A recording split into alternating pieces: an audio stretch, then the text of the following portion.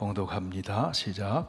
예수께서 빌립보 가이사랴 지방에 이르러 제자들에게 물어 이르시되 사람들이 인자를 누구라 하느냐. 이르되 너희는 더러는 세례 요한, 더러는 엘리야, 어떤 이는 예레미야나 선지자 중에 하나라 하나이다. 이르시되 너희는 나를 누구라 하느냐.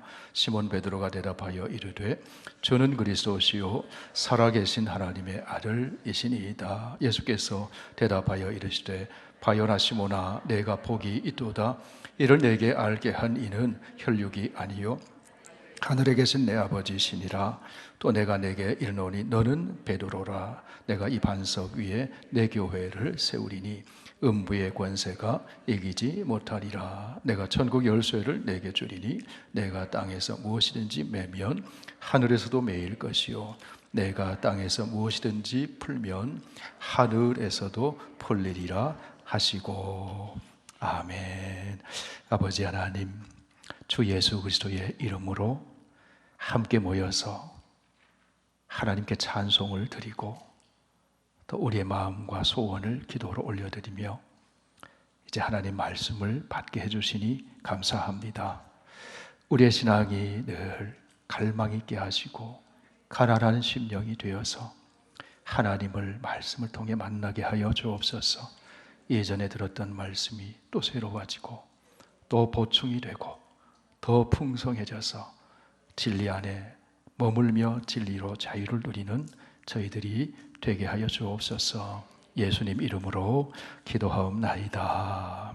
아멘. 네, 2주간 우리 한지훈 목사님이 말씀을 잘 전해주셨습니다. 오늘은 사도들의 신앙고백 나름 믿습니다. 네, 주제가 거룩한 공교회를 나름 믿습니다. 2주 전에 우리 한주일 목사님이 교회란 무엇인가 이렇게 말씀을 전해주셨어요. 그 얼마 전에는 에베소 강해를 통해서 또 교회에 대한 말씀을 함께 나눴는데요. 말씀은 반복하는 게 참 중요합니다. 말씀을, 이 쉐마 교육이 그런 거거든요. 반복해서 가르치는 겁니다. 반복해서. 또 하나는 보충적인 것입니다. 보충적인 것. 한 설교자가 짧은 30분, 40분 시간 안에 그 한 주제를 가지고 다 담아내기가 어렵거든요. 그래서 우리 한 목사님이 잘 전해주셨습니다. 제가 신학교 신대원 시절에 한국에서 신대원 최프를 드리는데 때에 따라서 해외의 저명한 교수님들이 방문하면 최풀의 설교를 이렇게 강단에 설교를 하시거든요.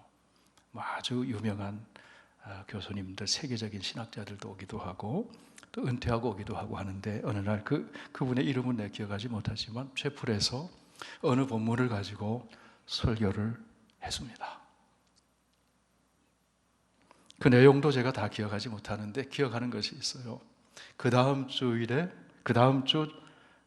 다음에 채플 시간에 교수님 한 분이 설교를 하셨는데 똑같은 본문 가지고 설교를 하셨어요.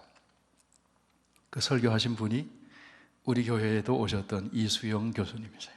세문안교회 은퇴하신 이수영 목사님인데 조직신학을 가르치셨거든요. 이분은 칼뱅이 있었던 그 프랑스의 스트라스부르에서 칼빈에 대해서 제대로 공부하신 분이에요. 그래서 아시아 칼빈 학회장도 하시고 종신세계 칼빈 학회장도 하시고 칼뱅에 대해서 전문가예요. 아주 복음적인 교수님인데 똑같은 본문을 가지고 설교를 하셨는데 아예 선포를 하고 하셨어요. 지난번에 오신 그 교수님이 이렇게 전했는데 나는 거기에 동의하지 않습니다. 그리고 설교를 완전히 다르게 하신 거예요. 왜? 신학을 훈련하는 신학생들이 복음적인 바른 훈련을 받을 수 있도록. 해외에서 오신 분이 학문적으로는 얘기할 수 있는 얘기지만 설교 강단에서 그렇게 하셨으니까 그래서 우리 장원회신학대학교에서도 복음적이고 좀 더 말하면 좀 더 아주 보수적인 그런 입장에 있는 이수영 목사님, 교수님은 정반대로 설교를 하신 거예요. 그래서 말씀은 반복적이고 보충적이고 그래서 더 온전해지고 풍성하게 드러나는 것이 중요하잖아요. 근데 그때 당시에는 반복적이고 보충적인 것이 아니라 그때 이것은 잘못 전한 겁니다 라고 설교를 했으니 그 당사자가 있었으면 얼마나 기분이 나빴겠어요. 그런데 제가 보기에는 이수영 목사님이 전하는 말씀이 맞는 말씀이었어요.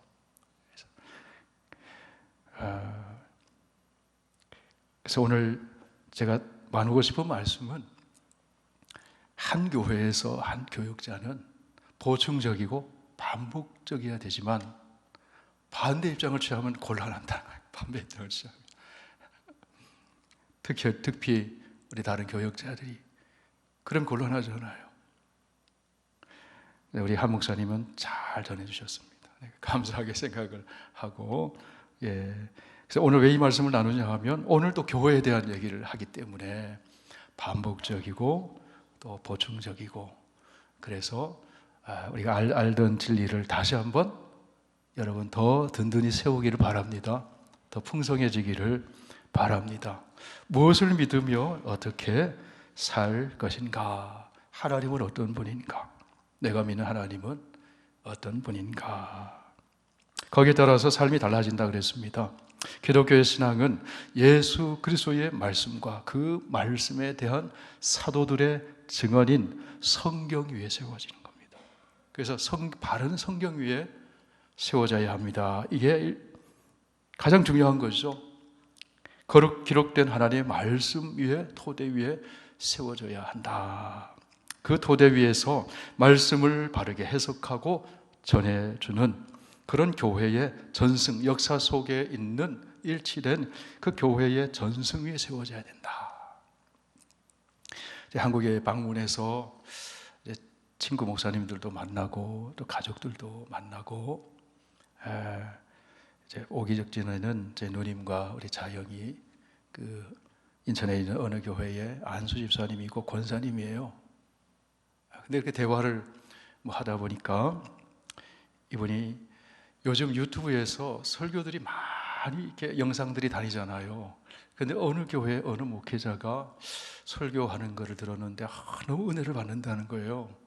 그래서 딱 들으니까 이분은 좀 이상한 분으로 내가 알고 있는데 이분은 좀 이단성이 있는 분인데 그래서 그분 좀 이상한데요. 내가 실명은 얘기하지 않겠습니다. 근데 너무 은혜 받는다는 거예요. 그리고 우리 매형이죠, 자형이 그러면서 정치적인 얘기도 하는데 난 딱 그분이 하는 말이 맞는 것 같다고. 어떻게 보면 본인하고 정치적인 견해가 일치가 되니까 또 거기에 또 은혜 받는 측면도 있는 것 같아요. 그런데 거기서 어떻게 설교하기를 그래요? 또 나는 그래서 뭐가 그렇게 특징이 뭡니까? 그랬더니 성경, 세계의 많은 언어로 된 성경 있잖아요. 그 중에서 킹 제임스 버전만 진짜 성경이라는 거예요. 킹 제임스 버전만. 그 킹 제임스 버전은 17세기 1611년도에 그 영국의 킹 제임스가 이렇게 성경을 번역하라 그래서 만들어진 성경이잖아요. 잘된 번역이죠. 그런데 제가 딱 그랬어요. 우리 자영에게 말씀 듣고 은혜 받는 건 참 좋은 건데 그런데 한번 생각해 보시라고. 그냥 상식적으로 한번 생각해 보시라고.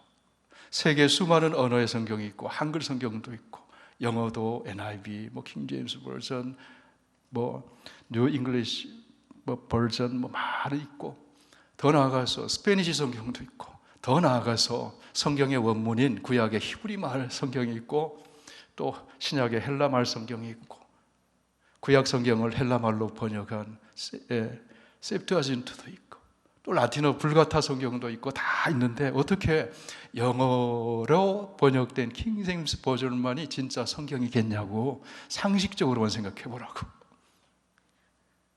그건 잘못된 겁니다. 앞으로 듣지 마세요. 내 손아래지만 그때는 이제 목사의 권위를 가지고 얘기를 하는 겁니다. 앞으로 듣지 마세요. 상식적으로도 안 맞잖아요.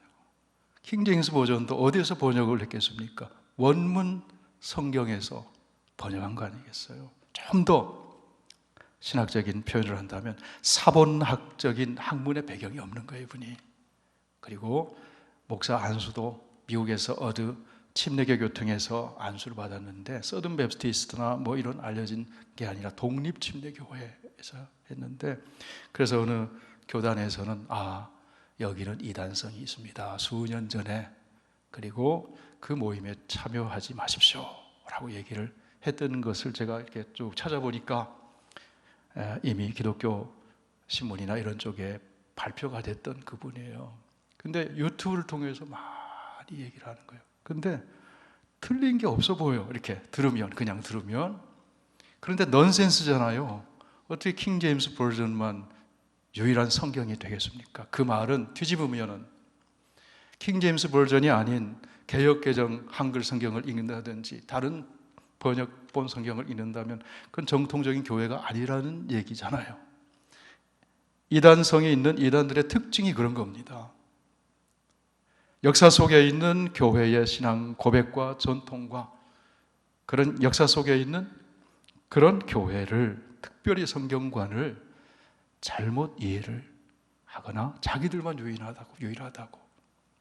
구원파가 그런 거지 않습니까? 구원파들이.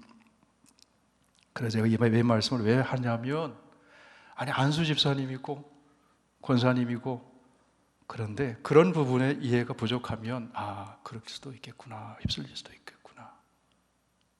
신대원 다닐 때 우리 신약학을 가르쳤던 교수님 중에 한 분, 지금은 이제 작고하셨지만 나채원 교수님이라고 계셨는데, 이분은 신학자이면서 국어학자예요. 국어학자.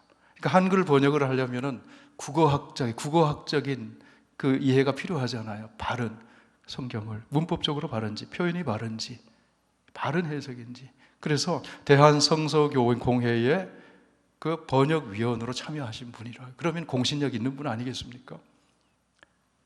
그분이 어느 날 그러더는 거예요. 유송호라고 하는 사람이 말씀 보존학회라고 하는 것에서 킹 제임스 버전이 유일한 성경이라고 지금 말하고 다니는데 그거 잘못된 거라고.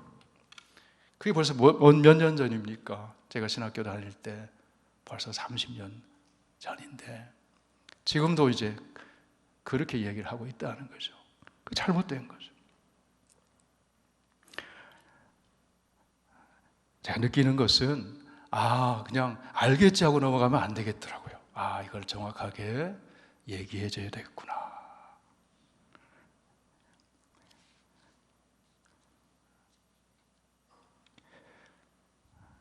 우리가 읽는 이 한글 개역 개정 성경 하나님의 말씀입니다. 그죠? 그러니까 우리의 신앙의 고백과 교회관 가장 기본이 되는 거 무엇입니까? 성경관이라는 거죠. 성경은 하나님의 말씀이다. 하나님의 말씀이다. 나는 믿습니다. 누구를 믿는 거예요? 성경에서 계시된 하나님을 믿는 거잖아요. 그렇죠? 꿈속에서 계시받은 하나님을 믿는 게 아니에요. 그건 맞을 수도 있고 틀릴 수도 있는 거예요. 특별한 경우에 다니엘처럼 구약에 기록된 말씀이 아니고 다니엘처럼 그런 경우도 있지만 오늘날은 성경이 완성이 됐잖아요. 그렇죠? 기록된 하나님의 이 성경에 기록된 전능하신 천지의 창조주 아버지 하나님을 나는 믿습니다. 그리고 성자 하나님 주 예수 그리스도를 믿습니다. 성령 하나님 믿습니다. 그게 우리의 신앙의 고백입니다. 자, 앞에서 그런 말씀들을 나누었어요. 한국에 갔더니 여러분 잘 뉴스도 듣고 아시겠지만 그때 마침 국회에서 국가인권위원장의 청문회가 있었나 봐요. 저는 잘 몰랐는데 소란결례하고 무슨 일이 있었나 봤더니 그 청문위원들이 막 이제 질문을 하고, 이분은 반대하는 입장에 선 사람들이, 이분이 교회 장로님이에요. 보니까 반대하는 입장에서 있는 사람들이 막 공격을 하는데, 그 중에 세 사람이, 한 사람은 캐톨릭 신자고, 또 한 사람은 목사 아들이고, 한 사람은 캘리포니아에서 MDiv 목회학 석사를 하고 LA에서 전도사도 했던 사람이에요. 지금 그런데 그분이, 그 세 사람이 막 이분을 공격을 해대는 거예요. 공격을 해대는데, 자, 캐톨릭 신자고 목사 아들이고 신대원 신학을 했으면, 그런데 이분의 신앙관을 공격하는 거예요. 신앙관을 공격하는데, 그 중에 한 사람은 왜 창조론에 대한 공격을 하는 거예요. 목사의 아들이라는 사람이 창조론을 공격하는 거예요. 또 한 사람은 보수교단의 탈레반과 같다. 탈레반은 뭡니까? 아주 테러 집단이잖아요. 근데 그런 식으로 공격을 막 해댄 거예요. 뭐가 제대로 안 서 있는 겁니까? 바른 성경관이 안 서 있는 것이죠. 바른 신앙 믿음의 고백이 잘못 세워진 것이죠. 이거는 정파적인 이해관계를 떠나서 신앙적인 그 헌법에 나오는 이 종교의 자유, 사상의 자유를 검증하려고 하는 거더라고, 이 행위가. 그래서 이거는 정파적인 그런 거를 떠나서 가장 기본적인, 자신이 크리스찬이라고 얘기하는 사람들이 창조를 안 믿으면 어떻게 크리스찬이라고 할 수 있습니까? 복음을 전하는 소위 말하는 보수교회를 탈레반으로 이렇게 얘기하는 게 어떻게 신학까지 한 사람이라고, 전도사까지 한 사람이라고 할 수 있겠습니까? 그래서 아주 기독교, 그 지역구에 있는 기독교 단체에서 막 회개하라고, 사과하라고, 그런 일들이 벌어지고 있었어요. 여러분, 우리는 성경에 계시된 하나님을 믿는 거잖아요. 성경을 다 믿는 거잖아요. 아멘입니까? 전능하사 천지의 창조주 하나님을 믿는 거잖아요. 그 창조를 부인하는데 어떻게 크리스천이라고 할 수 있습니까? 참고로 말씀을 드리는 거예요. 자, 오늘은 나는 성령을 믿으며 거룩한 공교회와 성도의 교제를 믿습니다. 자, 지난 시간에는 나는 성령을 믿습니다 라까지 함께 공부를 했어요. 자, 그에 이어서 나오는 게 뭡니까? 거룩한 공교회를 믿습니다. 이렇게. 자, 성령과 교회의 관계를 우리가 생각해야 된다는 거죠. 성령을 떠난 교회는 교회일 수가 없어요. 그냥 단체지, 모임이지. 그렇잖아요? 말씀이 없는 교회는 교회일 수가 없어요. 그렇죠? 이것은 교회가 가져야 할 절대적인 조건이에요. 근원적인 조건이에요. 교회는 말씀과 성령이 있어야 합니다. 그렇죠? 둘 중에 하나라도 빠지면 교회라고 할 수 없죠. 모였는데 말씀이 없다고 생각해 보세요. 여러분, 우리의 예배도 말씀을 통해서 예배 드리는 거예요. 우리의 봉사도 말씀을 통해서 봉사하는 거예요. 우리의 기도도 말씀을 통해서 기도하는 거잖아요. 기도의 응답도 결국 검증되는 것은 무엇입니까? 하나님의 말씀으로 검증되는 것이죠. 그렇잖아요. 말씀이 있어야 하고 성령이 함께 하셔야 합니다. 그래서 말씀이 선포되기 위해서 교회라는 공동체가 있어야 되고, 말씀이 선포되는 곳에는 반드시 성령의 역사가 일어나야 된다. 그렇죠? 그래서 말씀이 선포되는 곳에 성령의 역사가 나타나는 거예요. 말씀이 임할 때 이 시간에 성령이 함께 하시는 줄 믿습니다. 성령이 함께 하시는 거예요.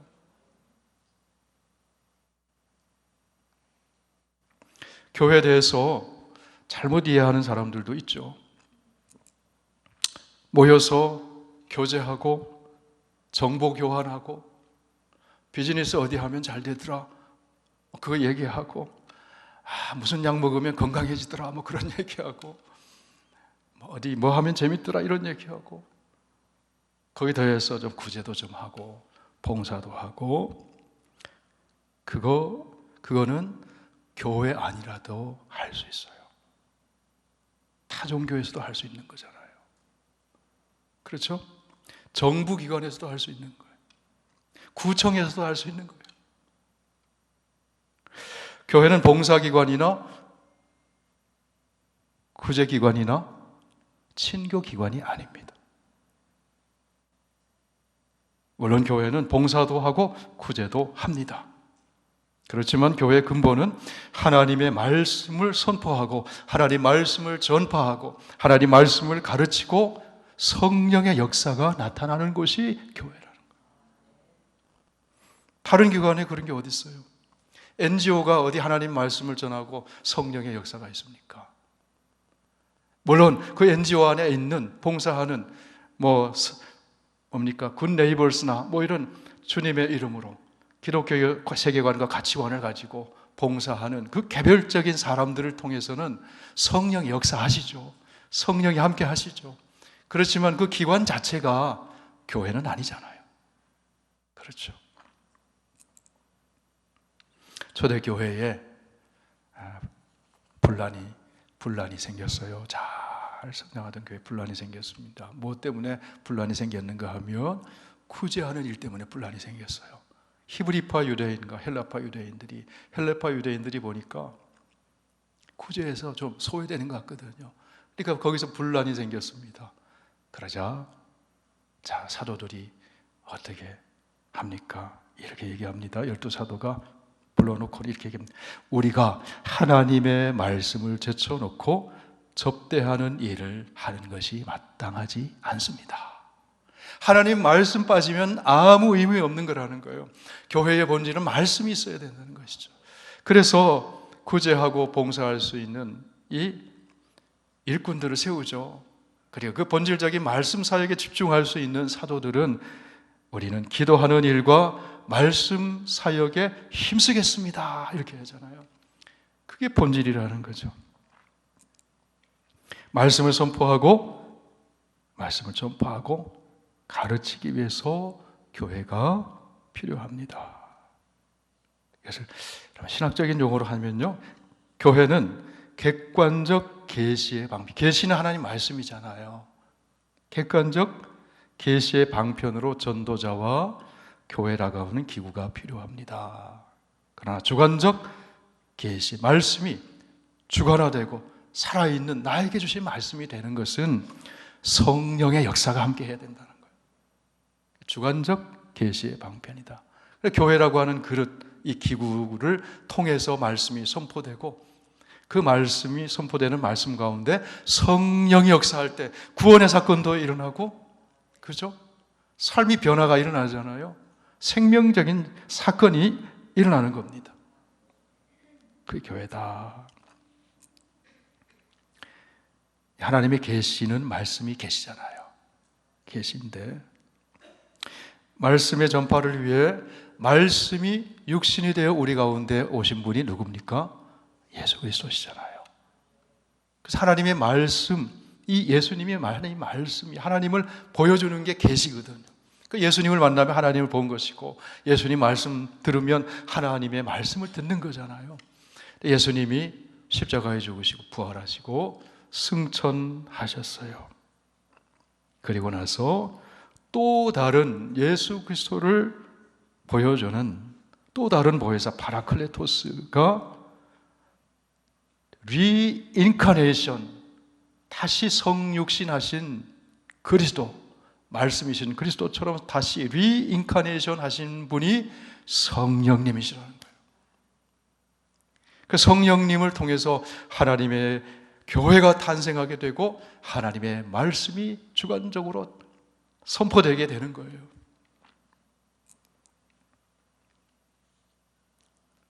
그래서 교회를 통해서 그리고 교회와 함께 예수 그리스도의 역사가 성령을 통해서 나타나는 겁니다. 그러므로 말씀과 성령이 교회와 늘 함께 해야 되는 겁니다. 그렇죠?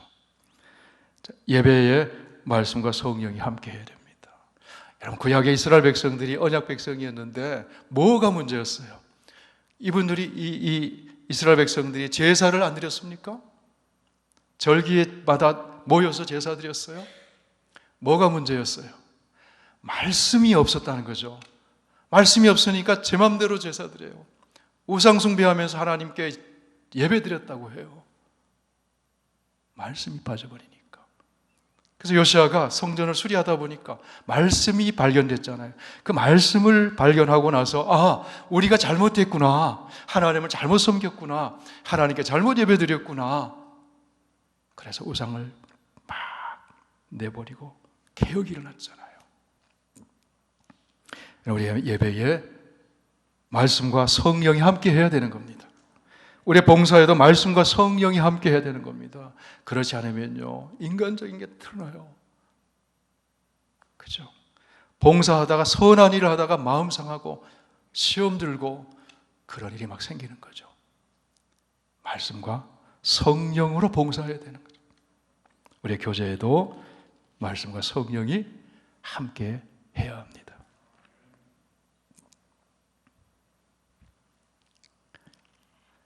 자, 우리는 거룩한 공교회를 믿습니다. 자, 교회는 말씀의 공동체요, 만민이 기도하는 집이요, 성령이 함께하는 거룩한 공동체라는 거죠.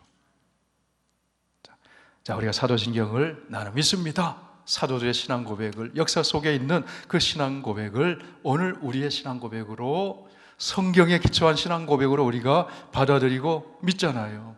세계의 교회들이 그것을 정통 오소독스라고 하는 게 정통교회라고 하는 거죠. 정통교회. 이단들은 정통교회가 아니죠. 자, 거룩한 공교회와, 자, 이 거룩한 공교회와 거룩한 공교회를 믿습니다. 그래서 영어로 이렇게 번역을 해놨더라고요. The Holy Catholic Church 이렇게 해놨어요. 왜 우리가 캐톨릭 교회에 대해서 믿는다고 고백하지? 이런 질문을 하는 사람도 있더라고요. 이 캐톨릭이라는 말은요, 그런 뜻이 아니죠. 라틴 말로 하면 상타 에클레시아 가톨리카, 거룩한 보편적 교회다. 제너럴하다는 거예요. 유니버설하다는 거예요. 교회를 뜻하는 말 중에 에클레시아라는 말이 있어요. 여러분 들어보셨죠? 에클레시아. 이 배경이 두 가지 의미가 있습니다. 먼저 히브리적 개념으로 보면 구약 성경으로 들어가서 에클레시아는 하나님이 부름받고 선택받은 이스라엘 사람들의 공동체를 에클레시아 그랬어요. 회당을 중심으로, 자, 성전이 무너지고 흩어지고 나서 회당 중심으로 모였거든요. 그렇죠? 디아스파라된 그 유대인들이 회당 중심으로 시나고그를 통해 모였거든요. 그게 에클레시아라는 거예요. 에클레시아. 헬라적인 그릭적인 배경에서는 이거는 종교적이라기보다는 정치적인 용어의 에클레시아라는 말을 썼습니다. 헬라 사람들은 민주정치가 발전했었잖아요. 그래서 의결하기에 모인 대표들의 모임이 에클레시아. 그래서 에크라고 하는 말은 어디로부터? 라는 뜻이고, 칼레오라는 부른다 그런 뜻이죠. 원로 말하면 공회. 그래서 공회, 의회, 공회, 의회 그러는 거죠. 그러니까 에클레시아는 두 가지 개념이 함께 들어있는 거예요. 하나는 선택적인 개념이 있어요. 히브리적인 개념이죠. 이스라엘 백성들이 모임은 뭡니까? 선택받은 하나님의 백성들의 모임이라는 면에서 에클레시아는 선택받았다는 뜻이 있는가 하면, 또 하나는 선발 대표로 선발받았다, 그런 의미를 가지고 있습니다. 그것이 거룩한 공교회다. 그리고 거룩하다고 하는 건 신령한 공동체라는 거예요. 구별되었다는 것이죠. 자, 교회의 본질은 거룩해야 돼요. 그리고 보편성이 있어야 돼요. 구별됐다는 것은요, 어디로 구별됐다는 건 하나님 쪽으로 구별됐다는 거예요. 하나님 쪽으로. 세상 속에 많은 사람들이 섞여 살지만 그리스도인들은, 성도는, 교회는 하나님께 속해 있다는 거예요. 하나님께 속해 있다. 그리고 땅에 있지만 하늘에 속해 있다는 거예요. 우리의 시민권은 어디 있어요? 하늘에 있다 그랬어요. 하늘에. 많은 날들을 우리가 월, 화, 수, 목, 금, 토, 일. 자, 일요일을 우리 성도들은 뭐라고 합니까? 주일. 그러죠? 주님의 날. 주님이 부활하신 날. 주일. 그 주일은 매일매일이 우리가 구별된 날로 살아가지만 그 중에도 공동체적으로 함께 모여서 하나님께 예배드리는 구별된 날이 주일이에요. 그게 거룩한 날이라는 거예요. 거룩한 날, 구별된 날이 거룩한 날입니다. 그래서 하나님께 예배드리고 하나님의 말씀을 집중해서 듣고 하나님의 사랑과 은혜와 위로와 축복을 받고, 그죠? 안식을 얻고, 그러기 위해서 구별된 날이에요. 그게 거룩하다는 거예요. 많은 집들이 있잖아요. 많은 집들이 있죠. 집들 중에 여러분, 스퀘어 핏이 넓은 집도 있고 바다가 잘 보이는 집도 있고 조그만 집도 있고 다 있을 수 있지만 가장 좋은 집은요, 구별된 집이에요. 하나님의 집이에요. 구약적으로 표현하면 성전이라는 거죠. 그죠? 구별된 집이 성전입니다. 세상과 구별된 거예요. 왜 구별됐습니까? 하나님께 예배드리고 하나님의 말씀을 듣고 성령이 함께 하시고, 그래서 우리가 땅에 살면서도 하늘을 바라보게 하고 하나님 나라의 비전을 품게 하고, 그죠? 어디서? 구별된 날, 구별된 집에서 함께 모여 예배를 드림으로 우리 구별된 백성의 정체성을 확인하면서 세상 속에 다시 나아가서 우리는 모여서 여기가 좋사오니, 베드로, 야고보, 요한처럼 변화산에서 주님 여기가 좋사오니 초막셋을 지어서 하나는 주님을 위해, 하나는 모세를 위해, 하나는 엘리야를 위해, 여기 좋습니다, 내려가지 맙시다가 아니라 여기서 구별되게 예배드리고 여기서 은혜 받고 축복받고 성령의 충만함을 받아서 다시 세상 속으로 들어가는 거예요. 비무장 상태에서 들어가는 것이 아니라 무장 상태에서 들어가는 거예요. 우리 한 목사님 영적 전쟁 말씀하셨는데 무장 상태에서 들어가는 거예요. 왜요?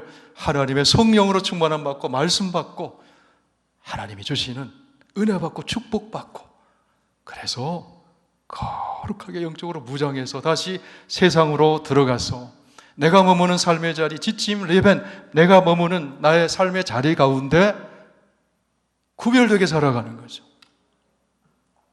그게 성도의 삶입니다. 성도의 삶이죠. 거룩한 교회 공동체가 지어가는 것은 거룩한 공교회, 교회는 그 다음에 거룩한, 그 다음에 공교회, 보편성, 캐톨릭, 홀리, 거룩하다는 거 구별됐다는 홀리, 영어로 말하면 홀리, 캐톨릭, 철치. 캐톨릭은 로마 캐톨릭, 한국말로 천주교를 얘기하는 게 아니에요. 보편적인, 우주적인, 세계적인 하나된 교회, 그것을 말하는 거죠. 이 보편적이라는 말은요, 종족이나 계급이나 지역이나 문화 속에 갇혀 있는 것이 아니라 뛰어넘어서 성삼위 하나님, 삼위일체 하나님 중심으로, 그렇죠? 교회는 하나라는 겁니다. 인간의 모든 이기주의와 분리주의, 분파주의를 다 타파하고 그리스도 안에서 하나 되는 것. 제가 여러분 에큐메니칼이라는 용어를 들어보셨나요? 에큐메니칼. 그것이 에큐메니칼한 겁니다. 이거를 잘못 이해하고 오해를 해가지고 종교 통합이니 그 에큐메니칼이라고 하는 말만 나오면 알레르기 반응을 일으키는 사람들이 있는데 그거는 이해를 잘못해서 그런 거예요. 보편적이라는 의미가 들어있는 거예요. 제가 아는 신학교 교수님이 책을 하나 저술을 했는데 조직신학 책을 저술을 했어요. 그래서 조직신학 딱 제목을 붙이고 거기다 부제를 이렇게 달았어요.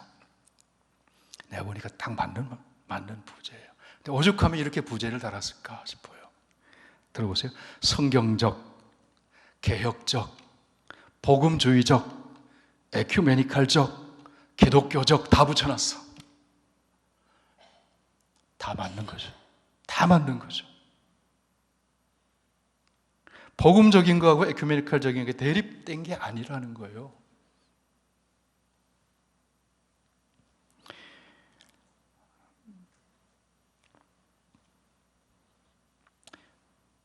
어느 외국의 신학자가 한국을 방문했는데 오래전 얘기입니다.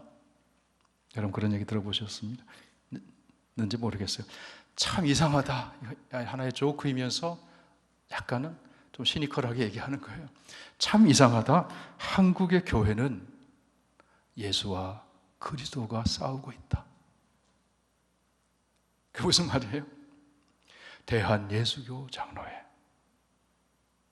통합, 합동, 합동정통, 합동봉수, 보수 장로교만 200개 돼. 기독교, 한국 기독교 장로회. 기독은 뭐예요? 그리스도잖아요. 예수교는 뭐예요? 예수잖아요. 교단이 그렇게 달라져 있다는 거.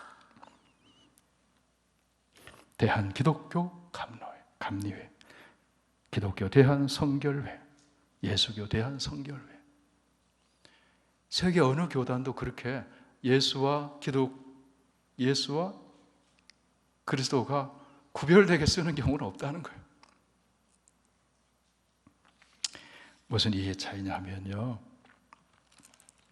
저는 개인적으로 다들 본인의 모교를 굉장히 소중히 여기겠지만은 저는 개인적으로 제가 공부한 신학교에서 공부한 걸 너무너무 감사하게 생각해요.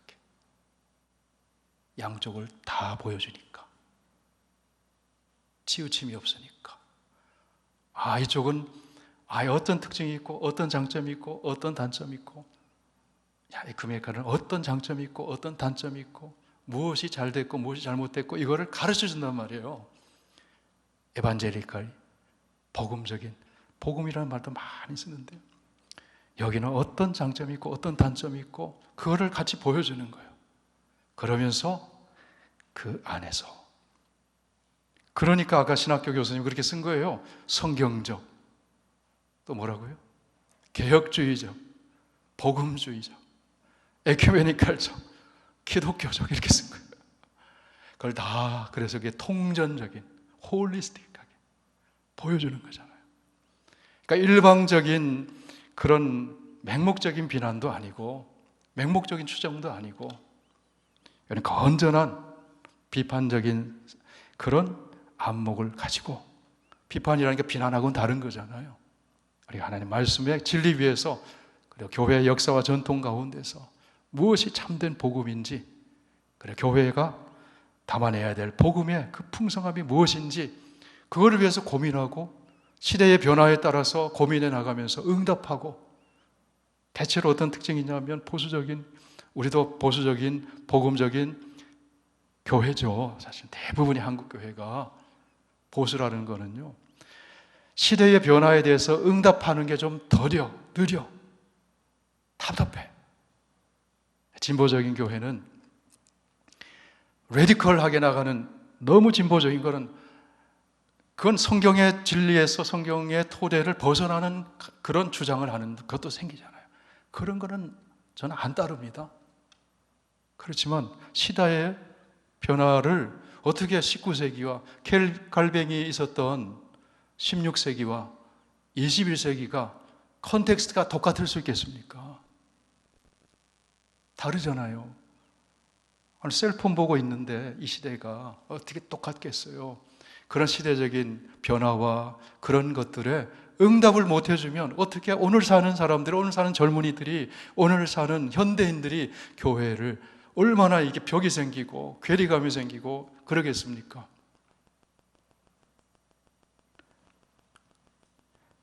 그런 부분들에 그거를 에큐메니칼 하니까 오해를 해가지고 그렇지 않다.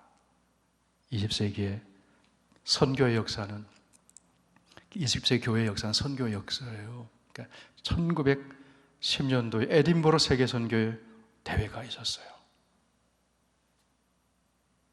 그때에 한국은 일본의 식민지였잖아요. 근데 세문안 교회의 젊은 장로인 김규식 장로가 거기 참석을 했어요.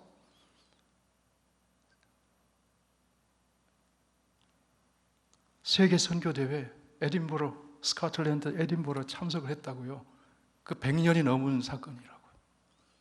그 위에 이제 변화를 쭉 겪으면서 1952년도에 가면 이거는 그냥 흘러 지나가게 들어도 돼요. 그냥 역사 제가 쭉 한번 리뷰를 쭉 하고 공부한 적이 있거든요.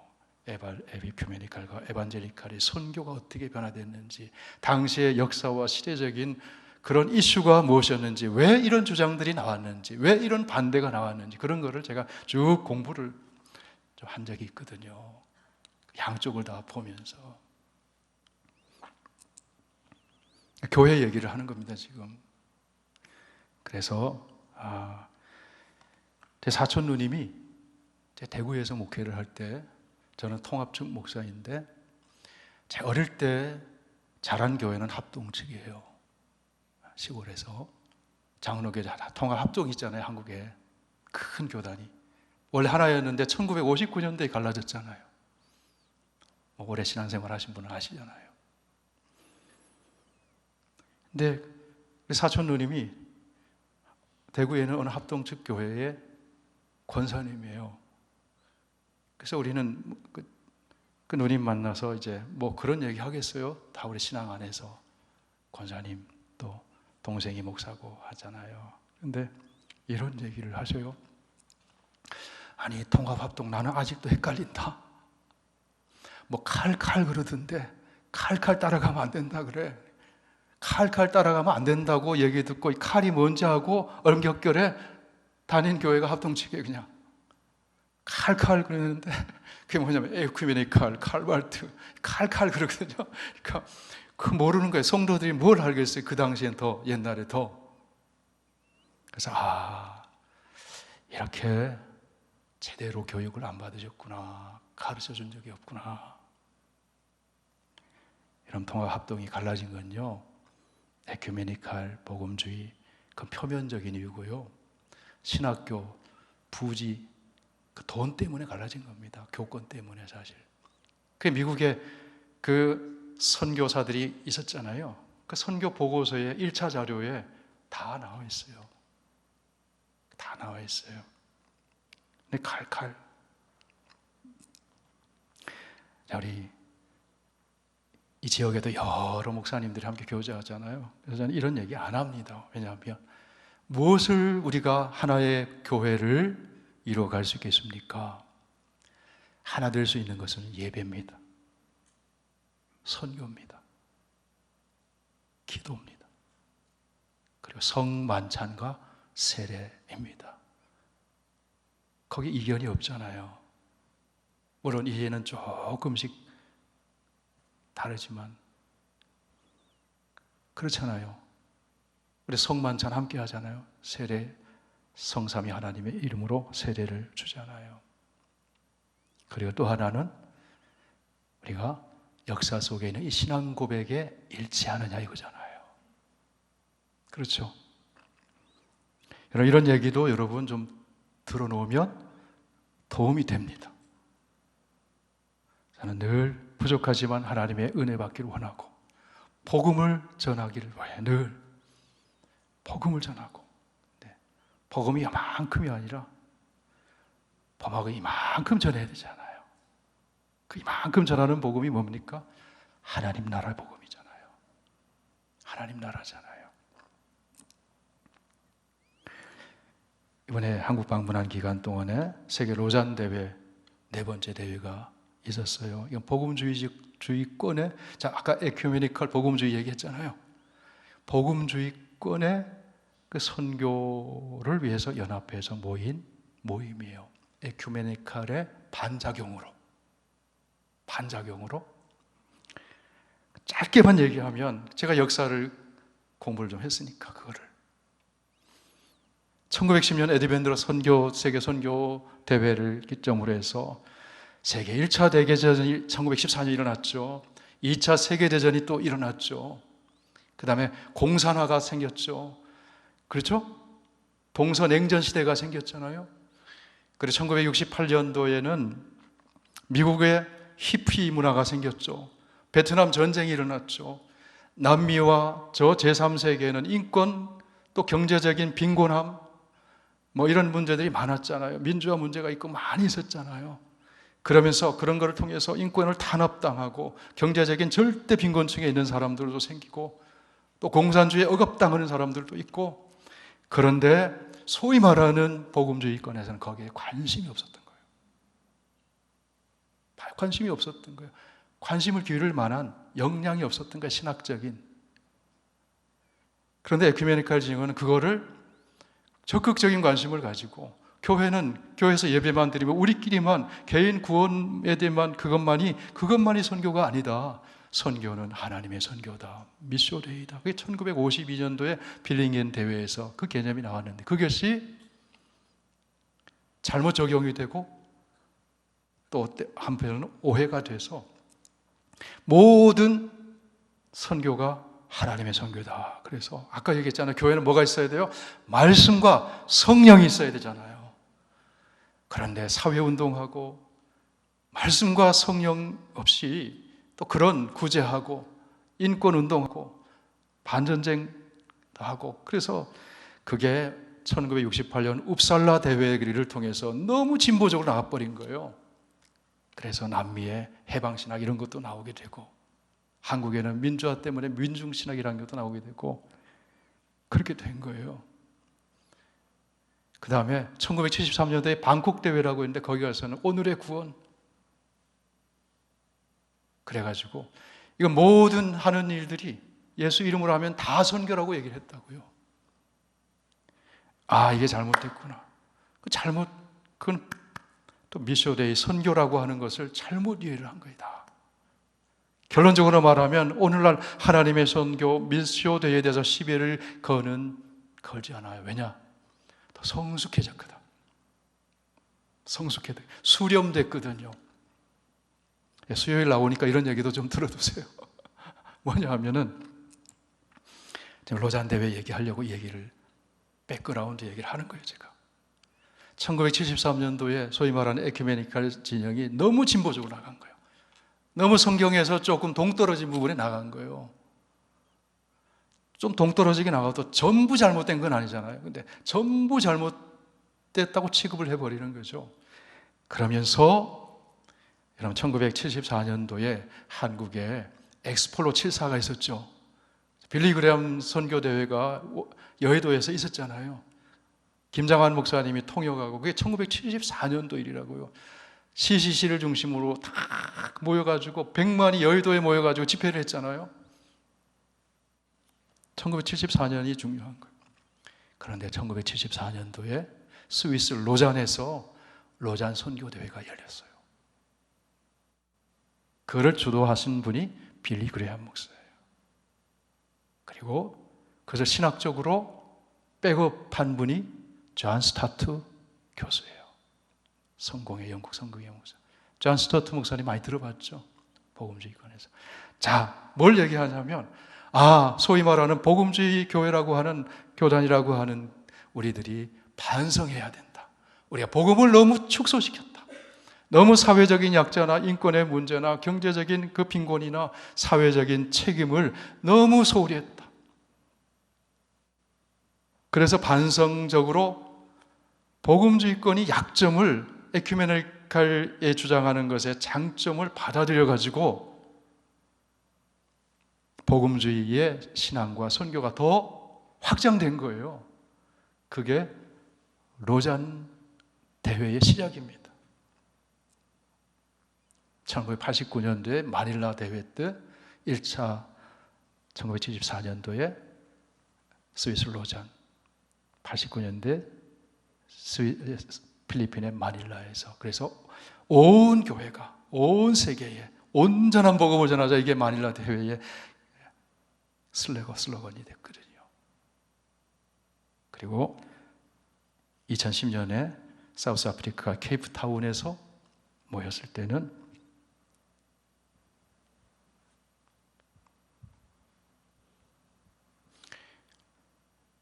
그 3차 대회를 모였고요. 이번 대한민국에서 딱 50년 됐잖아요. 1974년부터 2024년이니까 50년 기념해서 한국에서 모인 거예요. 제가 한국에 방문했더니요, 이거 가지고 또 막 설왕설래하고, 이거 가지고 뭐 모이면 안 되느니 반대하느니 막,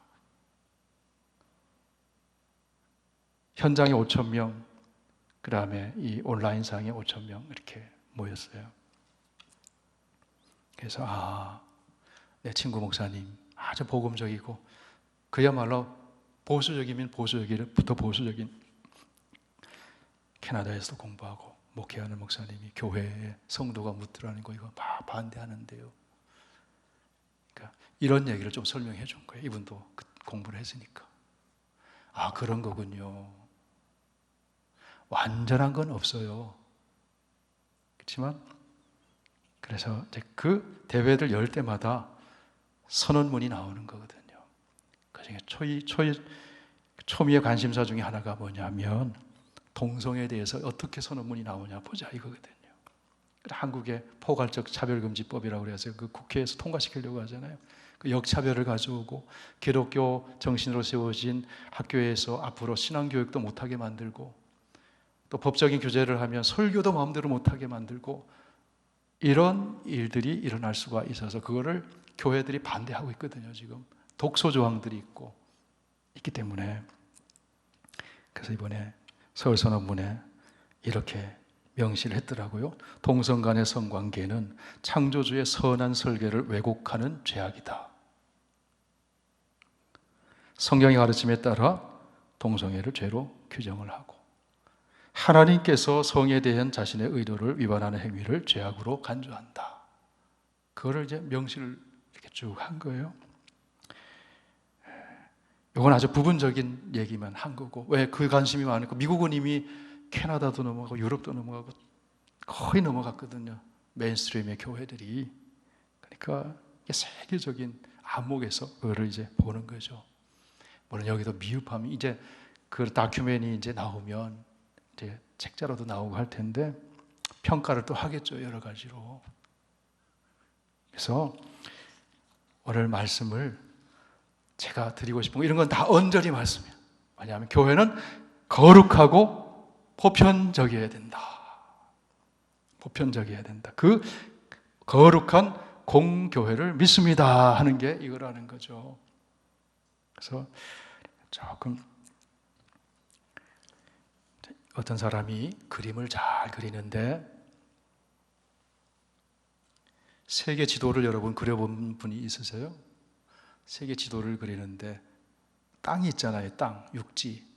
그 다음에 지구는 육지하고 크게 뭘로 돼 있어요? 바다로 돼 있잖아요. 바다. 그죠? 그림을 그리는데 계속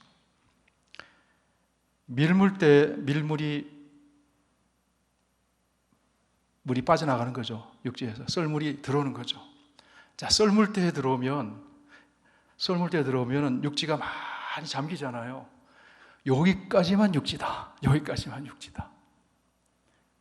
썰물은 물이 쫙 빠져나가잖아요. 그럼 바다가 줄어들고 육지가 더 드러나잖아요. 여기까지가 육지다. 그러니까 소위 말하는 진보는 물이 빠져나갔을 때 여기도 육지야, 여기도 육지야, 여기도 육지야 이렇게 되는데, 소위 말하는 보수는 밀물이 뭐죠? 물이 들어오는 거죠? 자꾸 헷갈려. 여기까지만 육지야. 여기까지만 육지야. 다시 말하면 육지를 축소시키는 거잖아요. 그러니까 우리가 복음을 그렇게 축소시키는 것을 소위 말하는 보수라고 하고, 복음을 더 확장시키고 풍성하게 하는 것을 진보라고 하는데, 보수가 다 좋은 것도 아니고 진보가 다 좋은 것도 아니에요. 그것을 우리가 말씀 위에서 시대적인 컨텍스트 안에서 우리의 역사 속의 신앙 고백 안에서 오늘의 현대적인 시대적인 상황 속에서 교회는 복음을 어떻게 전해야 될 건가, 그거를 고민하고 기도하고 그렇게 전해야 되잖아요. 그래서 그런 어떤 신학자는 이렇게 얘기합니다. 소극적 바리새주의의 경건주의. 이런 거 하면 안 돼, 이런 거 하면 안 돼, 이것도 하면 안 돼. 옛날에 그랬잖아요. 교회에서 기타 치면 그거 하면 안 돼, 안 돼. 드럼 치면 그거 하면 안 돼, 안 돼. 그런 적 있었죠. 자, 요즘 그거를 소극적 바리새주의라고 하는 거예요. 그것도 하면 안 돼, 하면 안 돼. 요즘은 기타 치잖아요. 우리 교회는요, 베이스 기타도 쳐요.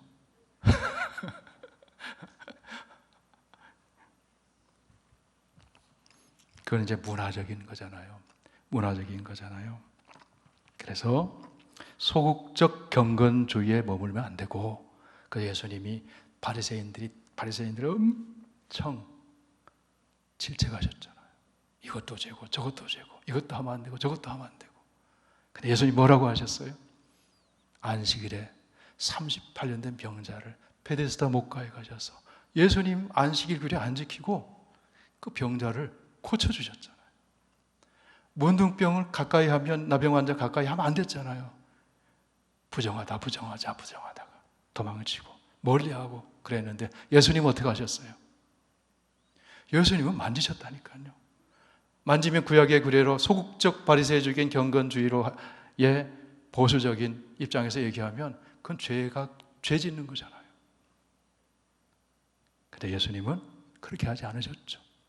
예수님이 손이 닿았을 때 예수님이 나병을 감염되고 옮겨지고 부정해진 것이 아니라 예수님의 거룩함과 예수님의 생명이 나병 환자를 치유하셨죠.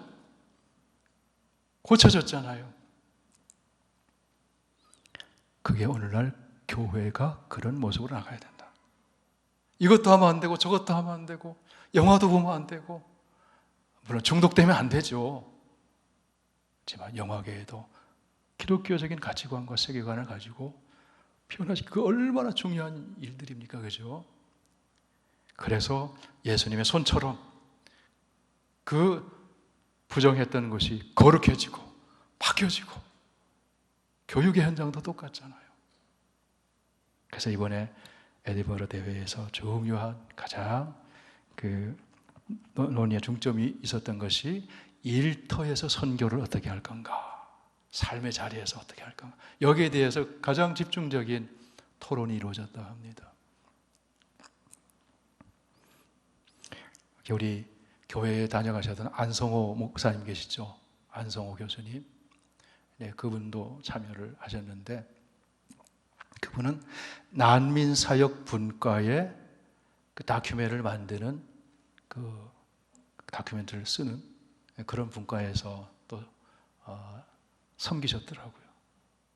또 이 지역에는 어느 장로님도 소그룹 테이블에서 이렇게 리더로 섬기시고 그렇게 하셨는데, 저는 참여하려고 막 했는데 그러니까 여러 소랑설레가 있으니까 좀 통제를 하더라고요. 그래서 제가 그냥 간접적으로만 이렇게 들었습니다.